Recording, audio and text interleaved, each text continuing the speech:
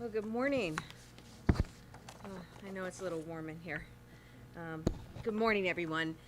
I want to begin by introducing the folks who've joined us here today, beginning, of course, with our Lieutenant Governor, Kim Driscoll.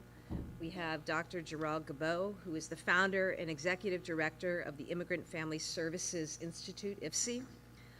John Jaswinski, who is president and CEO of Father Bill's in Mainspring. Reverend Katie Cole, pastor at the Hartford Street Presbyterian Church in Natick. Lenita Reason, executive director of the Brazilian Workers Center. Joining us as well, our Secretary of Housing and Livable Communities at Augustus, Secretary of Health and Human Services, Kate Walsh. Susan Church, Chief Operating Officer of our Office of Refugees and Immigrants. Boston City Councilor Ruth C. Louisiane.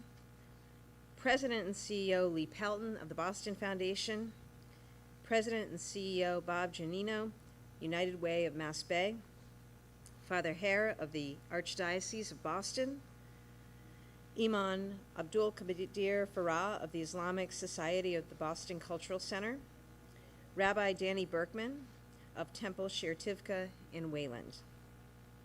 These are leaders from our administration as well as local government, the faith community, immigrant service providers, family shelter operators, and the philanthropic community. We're here today together to make an important announcement. As of today, close to 5,600 families with children are living in state-funded shelters, hotels, dorms, and other emergency facilities across Massachusetts. That figure is 80% higher than it was just 1 year ago. It represents more than 20,000 people, growing every day. These families include newborns, very young children, and expecting mothers. It's more families than our state has ever served, exponentially more than our state has ever served in our emergency assistance program. These numbers are being driven by a surge of new arrivals in our country who've been through some of the hardest journeys imaginable. They are the face of the national, international migrant crisis. They're here because where they came from is too dangerous to stay. They're here because Massachusetts has and will always be a beacon of hope, compassion, humanity, and opportunity. They're here because, like any of us, they would do anything, endure any hardship to protect and support the people they love, especially their children. Massachusetts has met these families with compassion and resourcefulness. State, nonprofit, community partners have been working around the clock for months, standing up thousands of new shelter units, family welcome centers in Alston and Quincy, new shelter sites at Joint Base Cape Cod, where we recently activated 50 National Guard members, as well as more recently Eastern Nazarene College and dozens of hotels. We created a new legal services program for immigrants, the first of its kind in the United States. We are going to keep doing everything that we can to help families in need. We remain unwavering in our commitment to being a state and a people of compassion, safety, opportunity, and respect, but the increased level of demand is not slowing down. And due to both a long-standing shortage of affordable housing, as well as delays and barriers to federal work authorizations, we find ourselves in this situation. We're unable to move people from housing and shelter into permanent housing because of this. So instead, we've been expanding and continuing to look for housing and shelter opportunities, expanding shelter at a rapid pace, and it's unsustainable. For this reason, today I am declaring a state of emergency in Massachusetts. What this means is as follows. I am directing members of my administration to continue to utilize and operationalize all means necessary to secure housing, shelter, health, and human services to address this humanitarian crisis. I am asking all of our partners from government and the faith community, philanthropic organizations, human service providers, businesses, and residents across this great state to come together and do whatever you can to help us and to help these families to meet this moment. And critically, I am delivering an urgent and formal appeal to the federal government for intervention and action. We need action to remove barriers and expedite federal work authorizations. We need action and intervention for funding to help us in this time. The truth is, our new arrivals are most eager to work. The last thing they want to do is be dependent. And we could frankly use their help at this time. Our state, as so many states are, is encountering significant labor shortages. But unfortunately, we're seeing wait times for work authorizations stretching from several months to several years and longer. Just Friday, the Lieutenant Governor and I visited a temporary shelter site at Salem State College. I want to thank our university president, John Keenan, who is here with us today, Mayor Pangalo, and the Salem community for being such willing partners, providing a comfortable, welcoming space for families. There at Salem State, we met with the outstanding staff from Centerboard, a Lynn-based organization that's providing 24-hour wraparound services to the families there. We also had a chance to speak with some of those families. We met a father of 2 young children, originally from Haiti, a certified welder. Without prompting, in fact, he reached into his pocket and proudly pulled out his welder's license and asked us to put him to work. He communicated with us in Spanish as he learned that language during his journey here through Central and South America. His story is emblematic of so many stories. He wants desperately to get to work in our country. He wants to practice his trade. He wants to support his family. We met another migrant, a gentleman, a farmer from Haiti, who's a truck driver, certified and licensed in Haiti. A mom from the Dominican Republic, a woman from Algeria who used to be a French teacher and would like to teach again. These were just some of the very first people we bumped into outside the shelter on campus. They all wanted to work. They are all right now eagerly taking English classes that are being provided on site. They're exactly the kind of hardworking, resilient, resourceful, enterprising newcomers who have always been the engine of America's success. They're assets who can enrich our culture and strengthen our economy. And communities across Massachusetts are proving once again that the opening of doors of opportunity to people seeking a better life is our oldest and deepest civic value. In the city of Greenfield, there was such an outpouring of support for migrant families staying at a local hotel that officials had to put a pause on donations.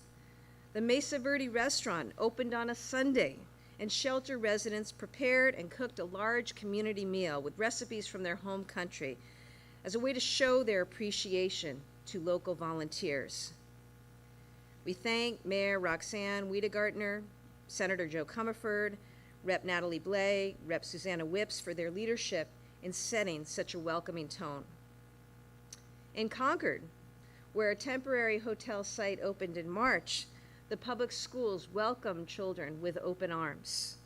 The message that Superintendent Lori Hunter shared with the community is a model of Massachusetts values.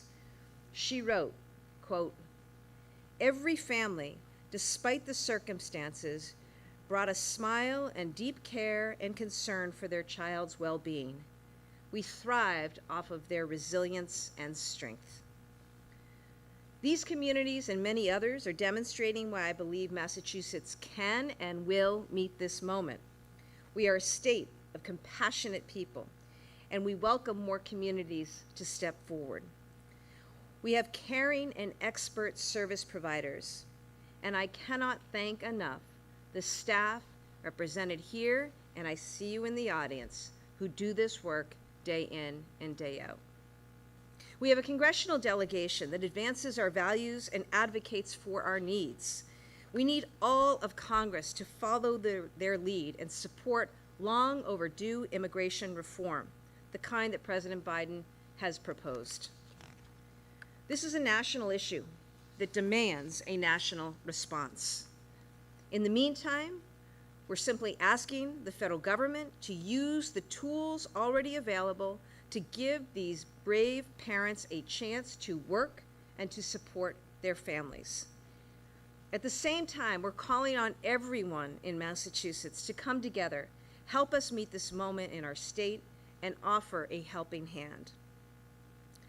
That's all that we would ask if it were our family. In most cases, and some in the past, we know for us, it's been our own family members who've arrived on these shores. When we look into the faces of migrant moms and dads and children, we should recognize the hope, the courage of those who built our state and made our own lives possible. And we must realize that these are also qualities and the people who will help build our future. I now invite Lieutenant Governor Driscoll to say more about how you can help.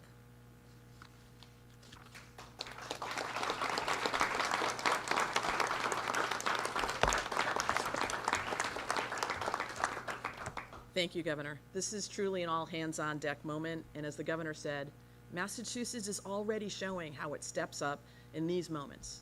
We're Massachusetts. In times of strife, we don't turn on people, we turn towards people. We come together in times like these and draw strength from each other to meet any crisis, whether it was the marathon bombing or the COVID pandemic. Right now, we're dealing with a humanitarian crisis. It has national and global origins, but we're seeing the face of it right here. True to our values, we will step up and lean into this opportunity to help those in need. I'm the daughter of an immigrant and believe, as the Governor said, new arrivals bring tremendous qualities of courage and resilience to our Commonwealth. They are here, like so many before them, seeking a better life for their families. But the fact is, with the current surge, this is not a crisis that our family shelter system was designed to handle. For months now, state government and our providers have been doing the work of stretching the system as far as it can safely go. But we really need to bring more people into this work to make it a true team effort. It's time that we have our Commonwealth's values, our shared values. Now more than ever, we need shared and collective action to achieve those. That's why we're declaring this state of emergency, making this urgent appeal to the federal government for partnership, and asking everyone, individuals, nonprofits, communities, faith organizations, the private sector, to step up and help us be a part of this solution. Momentum has already started building. The Governor and I have been on calls in recent days and weeks with folks you see on this stage and in this room, along with many, many others. And our most recent calls have come a new opportunity to recognize the generosity of the people here in the Commonwealth. And today, we're pleased to announce the Massachusetts Migrant Families Relief Fund, created by the Boston Foundation and administered by the United Way of Massachusetts Bay. We can also announce two major initial donations. Eastern Bank has pledged the first major donation of $100,000. CEO Nancy Stager of the Eastern Bank Foundation is here with us. Thank you so much. Eastern always steps up. And Blue Cross Blue Shield has pledged $50,000 to help support this effort. This fund just got stood up today. We've already got two major donors. We know there are others out there who can help provide some relief. This fund can help us deliver emergency financial assistance so that children and families have access to essential needs, including food and shelter, clothing, diapers, hygiene items, and transportation. It will help fund screenings and translation services, legal assistance, work authorizations, job training, ESOL classes, and other socioeconomic and cultural integration supports. It will utilize a network of trusted human service organizations to undertake this work. We have a lot of the infrastructure in place. We need to connect it and get it organized. And will support the local community-based organizations providing direct services already. This will help stretch budgets and staff resources. We're extremely grateful to the Boston Foundation and the United Way. I know Lee Pelton is here, and Bob from United Way is here, for stepping up so quickly to make the Migrant Relief Fund a reality, and certainly to have 2 initial donors already to help kick things off is the Massachusetts way. And as great as this fund is, it's not the only way to help. There are lots more ways you can help in addition to supporting the fund directly. You can donate basic necessities and supplies at our family welcome centers in Alston and Quincy. You can get connected at a local shelter site. We are in over 80 communities. Shelter sites are in place from Springfield to Cape Cod. We need donations of time, helping with meals, tending to occupants' needs, assistance with kids. Folks are living in small spaces. Gift cards for any sort of grocery or pharmacy are always welcome. Most importantly, if you have an extra room or suite in your home, please consider hosting a family. Safe housing and shelter is our most pressing need. Become a sponsor family. You can contact the Brazilian Worker Center for more information on how you can step up if you're willing to have an additional family be part of your family. If you're a local official, a college president, a business owner, or a faith leader with an available building or space in your community, please work with us to offer it as a shelter site. If you're a social service provider, please consider becoming an emergency assistance homeless shelter provider. Our resources are stretched thin there as well. And if you're a hotel or a motel owner, consider opening it up for emergency assistance. If you're a landlord or a property owner, we can use you too. We can connect you with service providers to help transition families into permanent housing. Everyone has something they can offer, and frankly, no act is too small. You can go to mass.gov/sheltercrisis. Again, that's mass.gov/sheltercrisis to learn more about how we can work together to meet this moment. You can also email anyone who's got thoughts or ideas or something that they think they can provide to assist us. You can email us at shelterhelp@mass.gov, or you can dial our 211 system. We've got MEMA connected and ramped up to help with recognizing these opportunities, sourcing them, and taking triage as part of our state's response. There is no doubt this is a serious crisis. We have families in real need and a system that is under stress. But we also have no doubt that Massachusetts will rise to meet this moment. We've done it time and again. We're a state that's used to leading and coming together in service for a greater good. The governor and I are committed to doing all that we can to address this current humanitarian crisis, and we're counting on the people of our Commonwealth to join with us in this effort. I'd like to invite Dr. Gabot, the founder and executive director of the Immigrant Family Services Institute, affectionately known as IFSI, to share her perspective.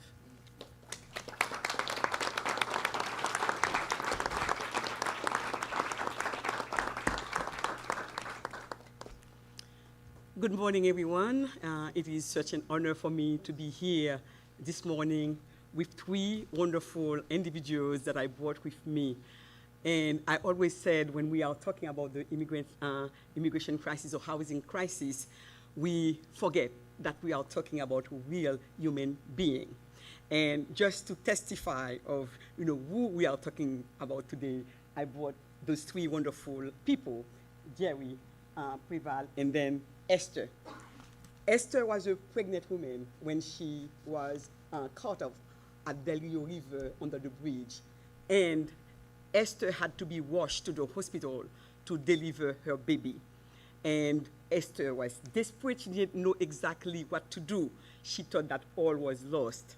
And as soon as we met with Esther through our one-stop service center, we were able to help Esther with her baby, her family, get access to all of the services in one place, providing them with access to job and getting her work permit. And now Esther, her husband, they are all working, making wonderful contribution to our community.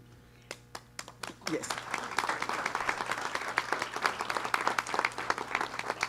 Johnny Preval is a technician. So he left Haiti with his construction skill set, went to Brazil, worked for a while, and then decided to take the long journey to come here, when Johnny came, Johnny, again, as so many of them, they didn't know what to expect. But as soon as Johnny came in touch with us, we helped Johnny with everything. Johnny now called us his family. He believed that he left his family behind. Now he is welcomed by a new family at IFC. And Johnny was working at the airport, believe it or not, as a service operator. And now he's working also with Amazon, putting his skill set toward our community. So let's welcome Johnny.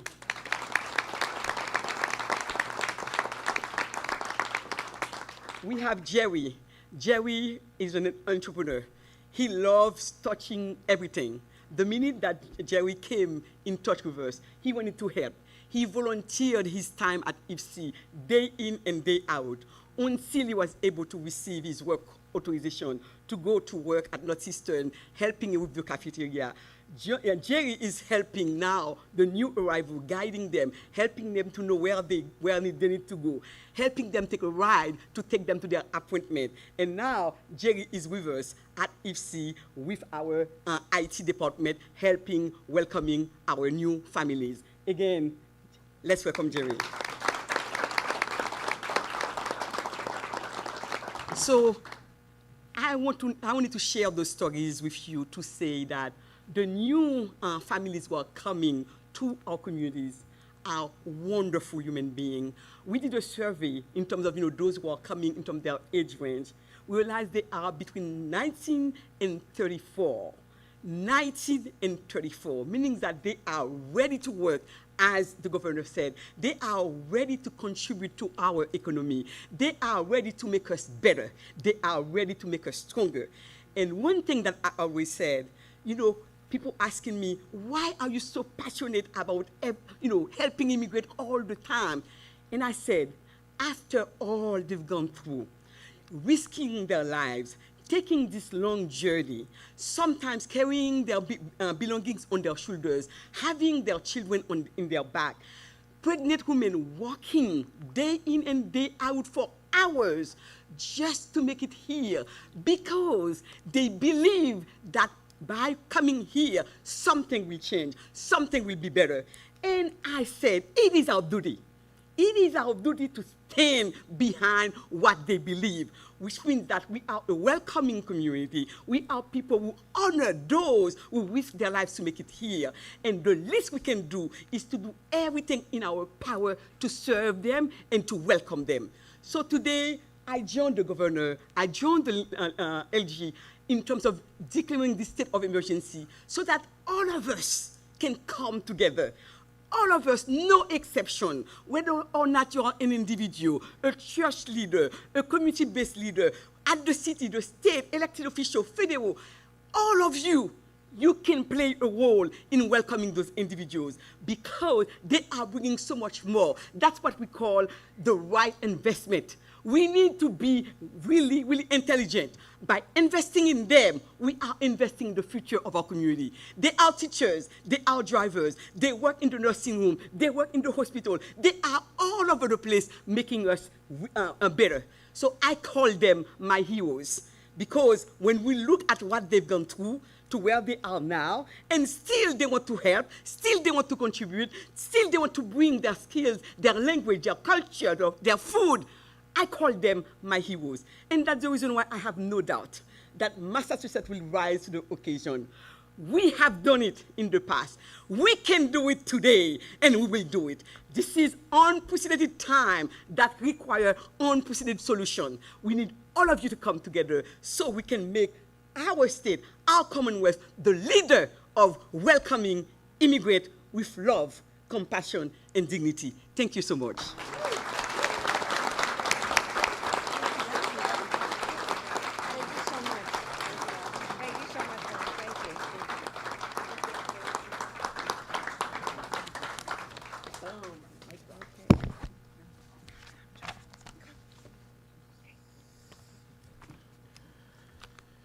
Well, Doctor, you're a hero of mine. Unbelievable. Thank you so much for that.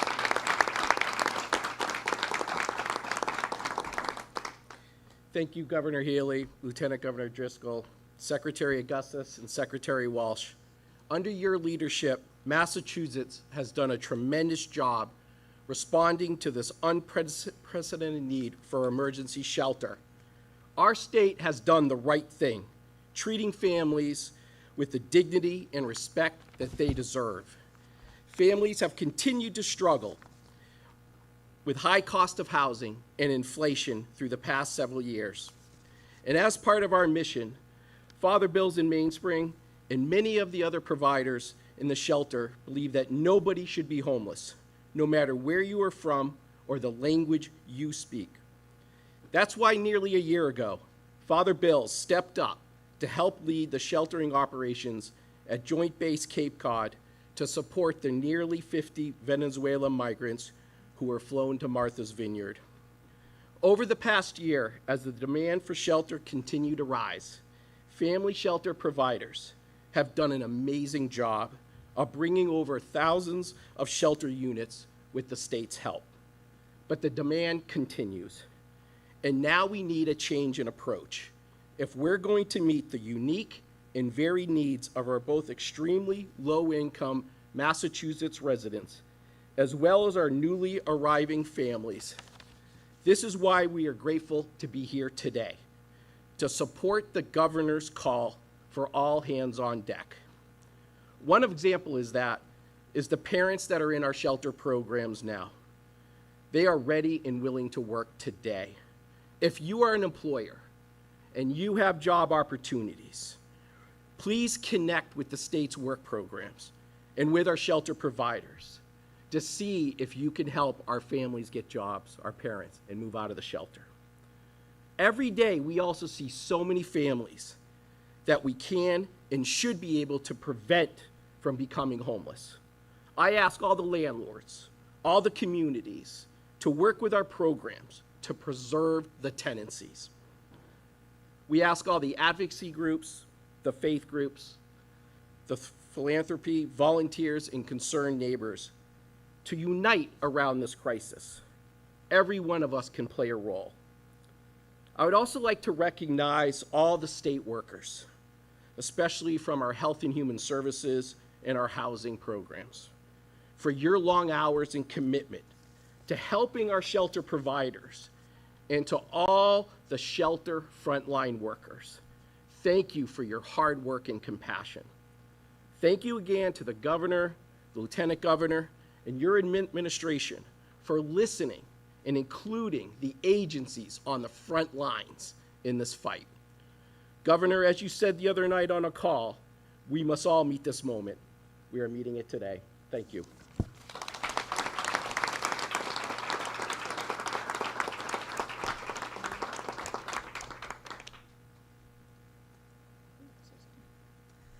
Good morning. My name is Reverend Katie Cole, and I am the interim pastor at Hartford Street Presbyterian Church in Natick. And 2 months ago, I preached a sermon to my congregation about how can we be more welcoming. We had just crafted a new mission statement and decided that being welcoming was one of our core values. So that seemed like a good thing to preach about. And so I preached to my congregation, but also to our sister Brazilian congregation that worships with us. And I asked 2 congregations to earnestly pray, how can we be more welcoming? I had no particular agenda in mind at the time of preaching that sermon. And not even 12 hours later, I got a phone call from a colleague at the Commonwealth saying, who do you know that could host families? Because we are in a crisis, and honestly, to address this and address it well, we need to be bold and creative and think outside the box. So who do you know and what can you do? Now, I do believe that God hears our prayers and answers them, but usually it's God's time and not within 12 hours and by a phone call.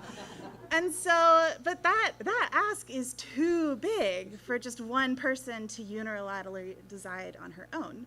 So I asked for help, and we had a board meeting scheduled that week anyway, so I called my leaders and said, do you think this is something that we can do? And some of my leaders said, yes, absolutely, this is scriptural, this is in our tradition, this is in our values, like, let's go, when can we start? And some of my leaders said, yes, I have questions. Have we thought this through? What about this? What about this? What about this?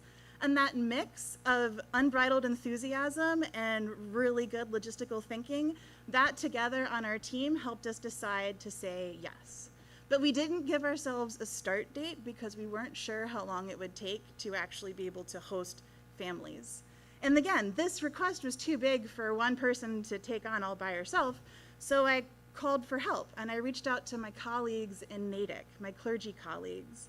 And many of them had done work like this before, but for very good reasons weren't able to serve families this way at this time. But they pledged support to us even before we said we were going to do this. And so I'm going to miss people's names, but with Temple Israel Natick, Shekin in Natick, Pilgrim Church in Sherburne, Elliott Church, First Congregational Church in Natick, A Place to Turn, Project Just Because, and many, many more, with all of their help and support, we were able to get everything we needed in 3 days, and we hosted our first family a few days later. We have served 11 families this summer, and as I have gotten to meet the kids, once they are in a safe place, they are fun and bright and creative, and they will make excellent students in our classrooms. And their parents are driven and earnest and generous, and they will make such good neighbors for the communities that they bless. And as families have left staying with us and continued on their journey, they have all given us some variation of the same blessing over and over again. And it's something like this.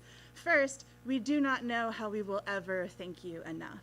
Followed by, God bless your congregation and you and your family and your friends and everyone you know and everyone you meet. So it is nice to meet you all today because I hope you now receive that blessing from these families. That this is a really complicated situation, but it is solvable.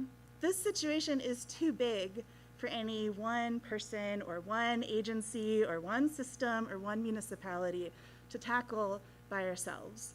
But if we bring this together, if we show up together and offer what we have with a spirit of joy and, I don't know, we'll see what works. If we do that, we can ease this burden and enjoy the blessing that this really is. Thank you.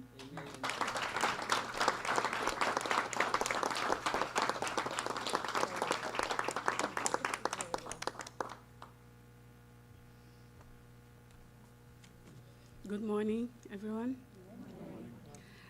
My name is Lenita Reason. I am Executive Director at the Brazilian Worker Center. I am an immigrant from Brazil, and I have been here for 16 years. The Brazilian Worker Center is honored to be the first Welcome Center in Massachusetts. We have been doing this work for almost two months, and has been a blessing. Everybody's saying it's a crisis, it's chaotic, but for us, it's a blessing. Every day when we close our doors and we know that the families that could be sleeping at the street or could be sleeping at emergency room have a bed, have food, have a warm shower, that means a lot for us. And I know that means a lot for them. And that's why we are very grateful for the administration of Governor Healey, Lituan Driscoll, and all her team that has been work with us 7 days a week. There is not like the center opens at 10 and closes at 8. No. At 6 a.m., we have Allison call. We have Valentina at 10 p.m. We have Susan all day checking in. So we are work 24/7. But the families are so grateful for that. The young children, the pregnant women that comes and feel welcome.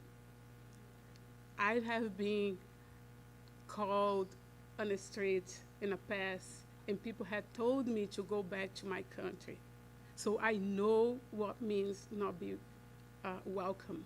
So that's why I do my best, and my team does the best to welcome everyone that comes to our door. So I say all the time if you're not a Native American, you came from somewhere, and you was welcome in here before. So it's our duty to welcome the ones that comes after us. I wasn't documented before, not because I wanted, but because the system took so long. So that's why now, today, we are asking the federal administration to speed up the process and make people be able to work and provide for themselves. So we have the duty to welcome these families and make sure that we value what they bring with them. So at the Brazilian Worker Center now, we speak Spanglish, we speak Portuguese. Every day we learn something in French or in Haitian. So they have a lot to teach to us, and we are learning with each other. We have someone that came to our office like 5 times because it was like a circle. Come to us, go to DTA, find a place to stay until he and his family was placed. His name is Roberto. He can't stop. He work all the time. He wants to help everyone all the time, and he's a gentleman. He's polite. He speaks Spanish and Haitian, but he's already saying something in Portuguese, something in English. So I know he's gonna learn Portuguese faster than we will learn Spanish or Haitian. And he's there with his soul and his politeness, is smiling every day and be thankful for the opportunity. And he's only volunteer. He's volunteering because we welcome them and him and his families. So his wife came and did the hair of other people that was there. And he came and said, I'm gonna be volunteer here until I get my papers. So this is where Dr. Gabal, Governor Healey say everybody can help. Everybody can do their part. So everyone can do it. I received an email from a mom that said that her son is turning 13 soon, and what he wants for his birth is invite his friends to make birthday bags with some crayons and some other stuff to bring to the kids. So this is someone that only saw an article at the newspaper and felt that he had something to do. So everybody can do something, and that's why we're here today. And me and my team, we have been witness every day what everybody has heard here today. And we haven't seen over 500 families in a month. We saw 45 families and 143 individuals in a day. And this was like 6 hours in between. And everybody was welcome. Everybody had something to eat. Everybody had provide what they was needed at the moment and sent to a place that was saved. So it's been a lot, but it's been doable. When people want to do it, and when we have administration that support us, that encourage us and fight with us, and not be just here at our house, but right there in the community where things are happening, we can do it, and we can do it together. And I will continue my commitment and the commitment of the Brazilian Worker Center every day to help in partnership with the state to ensure that all migrants that comes to us will receive the necessary support and the resource so they can begin their new lives and provide for themselves and support the state. Thank you.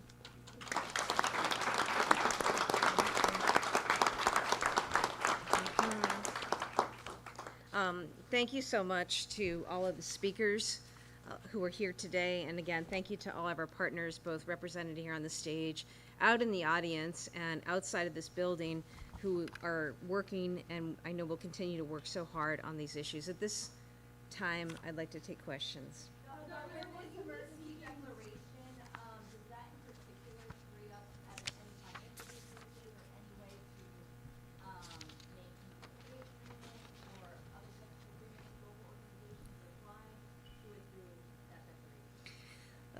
We're declaring an emergency here in the state because there is an emergency here in the state. The numbers that we're seeing of individuals, of families who are coming into our state is unprecedented. That, of course, already on top of a number of families here who've been here who are experiencing housing insecurity. So that's why we're declaring an emergency. The emergency will allow me to do whatever is necessary to assist with the situation. I mentioned that our administration has and will continue to look to utilize and operationalize all means to secure housing, shelter, food, health, and human services. It is also important, though, that this be issued so that the federal government, our federal partners, the federal administration act in the way we need them to act. And other governors have made this call. I am making this call because there are two things that we need. Number one, we need expedited work authorizations. As you heard time and time again, and I welcome and invite any of you to spend time with migrants, talk to them, hear their stories. You will understand why it is absolutely not only imperative, but also good for Massachusetts to work to secure expedited work authorizations as quickly as possible. We need that from the federal government. We also need funding. We've talked about capacity. We are reaching capacity here. Capacity continues to expand each day. That's one of the calls for action here. We're turning to the private sector, to private residents, to the faith community, to open your homes, your churches, your temples, your synagogues, your congregations, and to others out there who might have building space available to house families. But we also need additional funding and support from the federal government. So this is done as a matter of necessity, and again, we'll take whatever actions necessary to secure resources here in the state. But the call today is for action and resources from the federal government.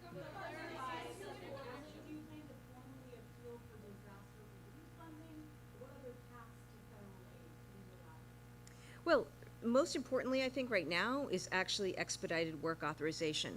Unfortunately, we find ourselves in a situation where Congress has simply failed to act, failed to heed the call of the Biden administration to enact the kind of immigration reform that would be most beneficial to our country, our economy, and so forth. So in the face of that, and notwithstanding the incredible efforts of our own congressional delegation, who day in and day out are advocating and working on immigration reform, we do need action from the federal government and the federal administration in terms of expediting work authorizations. People are anxious to work. We know there are employers around this state, across industries, who are looking for that workforce. It's also a talented workforce. Not only is it a resilient workforce, coming with skills, training, licensing, certification from other countries, you understand something too more today about the language capabilities. I was very struck in meeting migrants who happened to be from Haiti originally, their proficiency in Spanish. And we know here in the Commonwealth the need for greater cultural competencies across industries is certainly great. And so our call is for federal funding as well as work authorizations, and to that end, we'll take it through any means possible. A lot of local communities are saying they're caught off guard. What can you do to try to give them a playbook? So when they're coordinating volunteer activities, but they say a lot of times they're 24 hours. Well, I think that we've had wonderful partnerships with the more than 80 communities that we're in. This is a hard situation. It's a challenging situation. Just to give you an estimate, in the last 48 hours, we had to place 50 families. 50 families. And that's many, many individuals, of course, including young people with those 50 families. And so we don't get a lot of notice as people arrive here, often are flown in to Logan Airport. So we're working as best as we can with communication, with collaboration, but certainly that is part of this effort today. We want to include as many people as possible in efforts to help relieve some of the strains that our communities are facing right now. But I do want to acknowledge and appreciate the fact that so many communities have stepped up and residents within communities have stepped up. And we will continue to work to make sure that we have that communication and ongoing collaboration with our mayors and town managers, elected officials in places all across Massachusetts.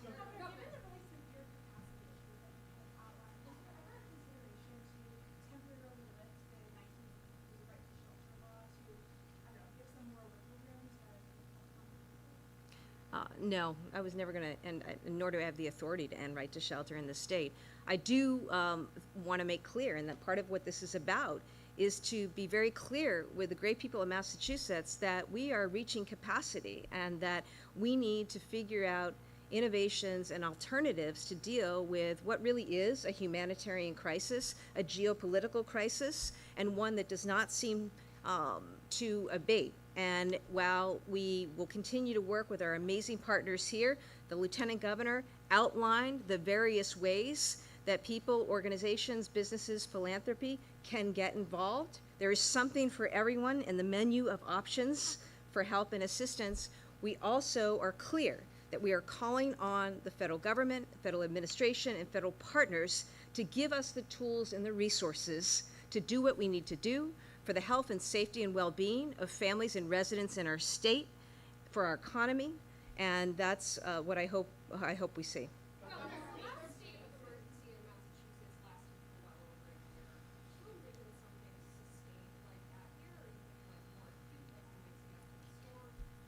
I can't make predictions about that. We'll do whatever is necessary.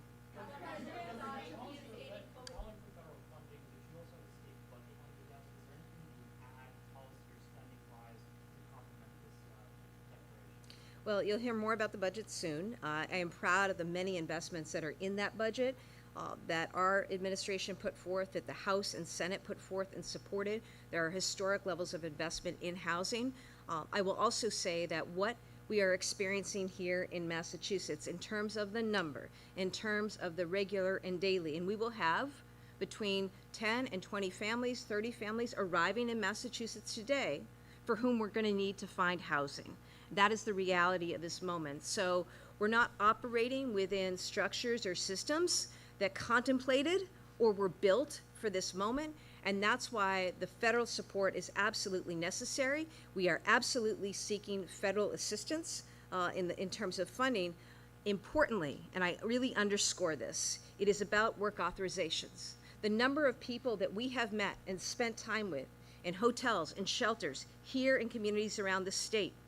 Some have been waiting not weeks, not months, but a couple of years just to get a work authorization from the federal government. There is a means, there is historical precedent for the federal government giving authorizations incident to parole or other forms of asylum or parole. There's different ways they can go, and we just ask for that so that we all collectively can better get to where we need to be.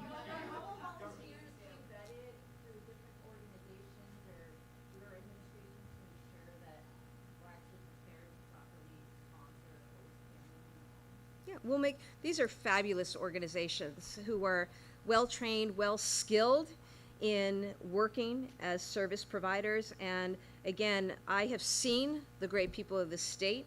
I have seen them step up in moments of trial and crisis, whether it was the Boston Marathon, whether it was the ongoing work to combat substance use disorder and the opioid crisis in our communities, or whether it's in this moment where we confront real need.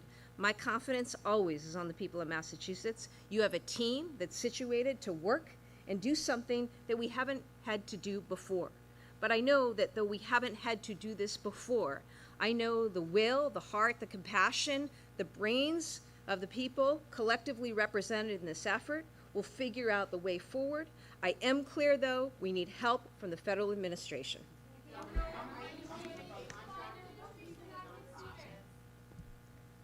I'm sorry? Are you still going to be contracting with the same nonprofits like Local Activa, Brazilian Workers Center for the Welcome Centers, but will those continue or will those contracts? Absolutely, and we are going to look to continue to expand because while we are grateful for the work of both the Brazilian Workers Center, La Colaborativa, IFSI, so many others, what you are hearing today is that we can't go it alone. So The reminder is to visit the page. You can visit mass.gov/shelter fund, and you can also look on that page for various ways to contribute. The story that Lenita told of the young boy, 13 years old, thinking about ways to work with his friends. If an 8th grader can do it, so can many, many more people across Massachusetts. Thank you very much.